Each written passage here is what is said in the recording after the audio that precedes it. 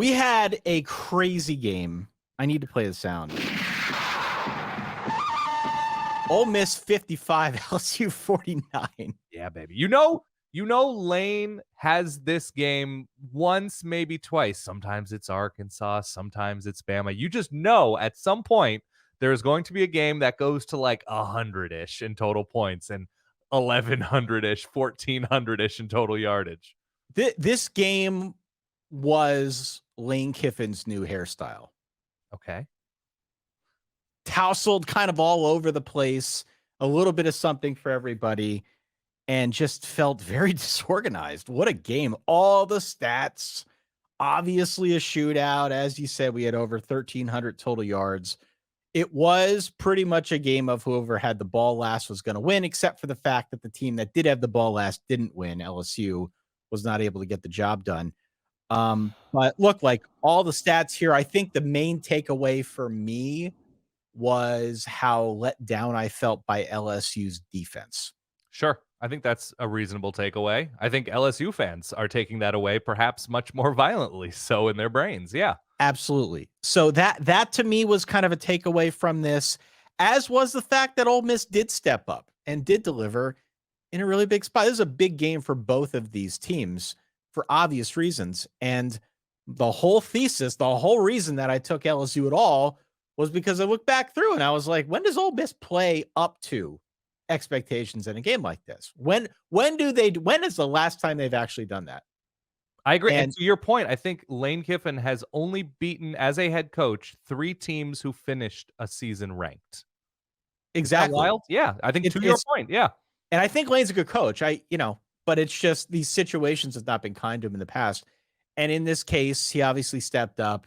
It was a matter of who can put the most points on the board. Again, 55-49. At one point, we were watching the live line. We tweeted it out. Like the live line at one point was 100.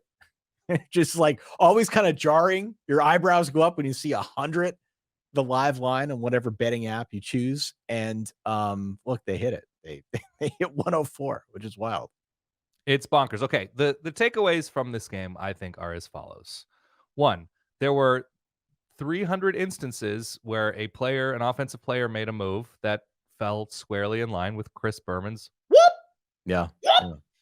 There was just like those little hop back jukes. It was a great day for offensive skill talent on both sides of the ball. The depth of LSU's receiving core, Quinshon Judkins looks like he has his step back.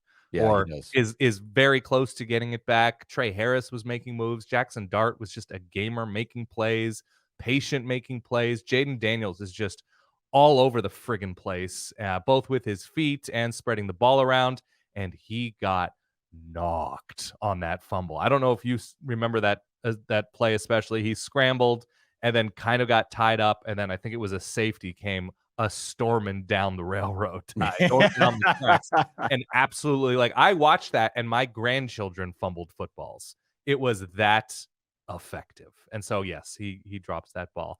Anyway, it was a wild game. I saw some bottles thrown on the field at a certain point after some Ole Miss student section participants were upset with the call. Ultimately, obviously, Ole Miss wins the game. LSU secondary, man. I mean, both of these defenses were atrocious, but LSU secondary especially, given overhauling it in the portal and getting healthier, and also portal at linebacker and pass rush not getting home. And like LSU fans, I thought, were rightfully very excited heading into the season about all 3 levels of this defense, and this defense was leveled by Ole Miss. No, it's jarring, and sometimes everybody's got to play a game like this. Sure. And it's not always indicative of what the team actually is. It's just sort of what the situation ends up being. Do you think LSU is this team now after last week sneaking by Arkansas at the end by 3, and this week coming up just short, losing, was it 55-49 was the final? Yeah. I mean, I think here's what I think about LSU. Yes, I think it is. I think LSU is this team. Okay. I also think LSU can pull its act together in the same manner that they did last year.